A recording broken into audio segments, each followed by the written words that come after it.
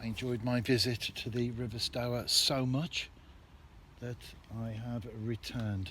Here I am, a day later, casting out into the tributary of the River Severn.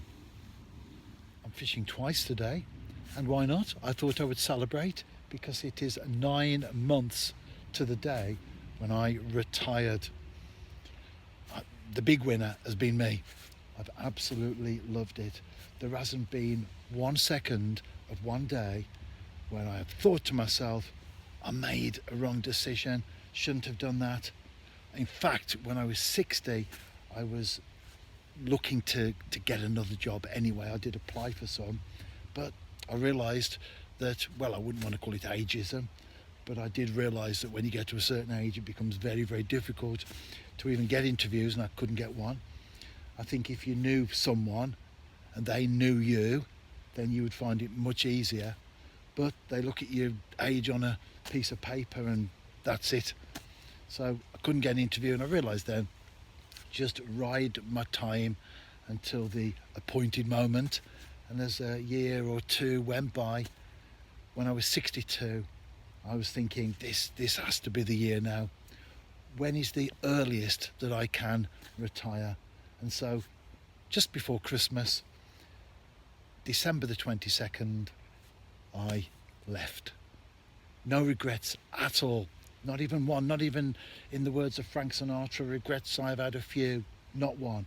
It's been one of the best decisions that I've ever made. And today, as I said, fishing twice. So I thought I would make the most of it because that's what I retired for. Not to go fishing every day, of course. It's not about fishing, but it's to have a different quality of life. And I've certainly got that. Another big winner though is my car. I was doing a lot of miles previously, living where I do in South Staffordshire, working in Welsh football. You can imagine the miles were piling on. However, in the 9 months today, I've done just 4,300 miles. Now bear in mind, I go fishing every day, we go shopping twice a week, we go to Merrihill maybe once a week, once a fortnight. I pick my granddaughter up, she lives in Cradley Heath, every Friday, take her back every Sunday evening. We go to places, we don't ever, like I've not once said, not going to use the car because I need to keep the miles down. I've done everything that I wanted to do, been on holiday. So 4,300 miles in 9 months, which that works out about 480 a month. And if you multiply that by 12, that should be about 5,800 miles. Well, I think that's pretty good. When, as I say, I've done everything that I wanted to. If I'd have stayed on working by now, I would have been looking to change my car. But as it stands, at the moment, you never know what's around life's corner. I'll be able to keep it for another couple of years, I think. So all good, thumbs up, like mine and Debbie's movie night, thumbs up, down, across, thumbs up, 2 thumbs up for me. As far as retirement is concerned, I haven't even missed it. You'd think working in football, you would at least have some little bit of a pull of the heart sometimes. I haven't even followed Welsh football. I don't know what's going on. I don't know who's signed, who's left, or whatever. When I left that football club, I knew that I was coming into a new phase of my life, and here I am, and loving every moment of it. And it's not just about the fishing, it's not just about the bird watching, it's not just about the gardening, working around the home, etc. It's not about all those things. It's just about the quality of life. I recommend it. Maybe you're in a position whereby, well, you could be like me when I was younger. I certainly didn't think about retirement in that sense. I was working and I kept going and I put my mind, my heart to it. But then as you get older, you then think about slowing down. I was in my mid-40s when I went semi-retired for the first time, because I had a mortgage at 18, we got married early, we started a family immediately. So by that stage of my life, I could then take it nice and easy. But I went back into full-time work with football.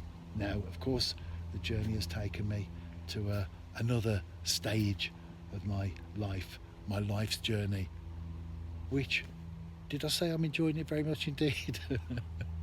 I most certainly am. You could be younger than me. I'm 63, be 64 in the spring, and you think, I'm too young to retire, or even my age, but you're not at that financial position yet. Sometimes people are on second marriages or third marriages. They had children late, they got married late, maybe had a mortgage late. Circumstances are different for everyone. But if you are in that position, you're into your 60s, you're thinking about retiring, and you woman are, and you're not sure about it. If it's knife edge stuff, almost flicking a coin, tossing a coin, if it's as close as that, then I would most definitely recommend it 100%. Although I am speaking from personal experience, of course. I've been here about 10 minutes, put some bait out, and there's the sucked maggot. That's a good sign, because it now means that I've drawn fish into the swim. Sucked maggot number 2 on the next cast. It's only a matter of time, and I've got to go for a roach as the first fish. I'm always happy to be proved wrong. It's a baby chub. A second one.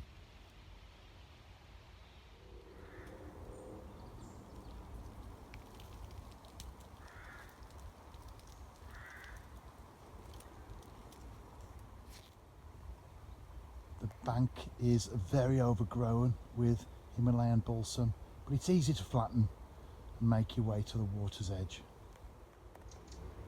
And that's where I'm fishing. There's an overhanging tree, and I'm flicking the bait between the branches and then putting some brown crumb and mixed maggots out there.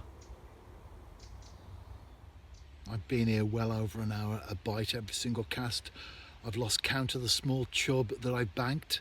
However, I'll definitely show this one to the camera. It's a nice gudgeon. And talking of displaying things on the screen, this is what I'm fishing with. It's a Shimano 2500, and the rod is a John Wilson master line. That's 9 feet. It has 2 parts, but a quiver tip insert at the end. Perfect for this type of situation, especially with it being quite a tight river in many ways. 9 feet of rod is far preferable to 12. Now down to the other end, that's a 1/4 ounce barb, and I've got a bead there which just slips over the shot. That's a Gardner buffer bead, which I have cut down because it doesn't need to have the length that it has normally. Just a small amount of sleeve to cover that shot there. And a size 16 Drennan Super Specialist micro barbed, and as you can see on the screen, a single maggot. I've been alternating between red and white. The first time I've needed the net on this particular session.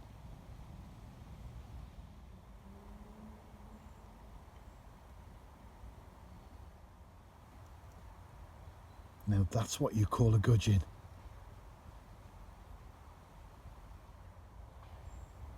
The small chub have moved out and the gudgeon have taken over.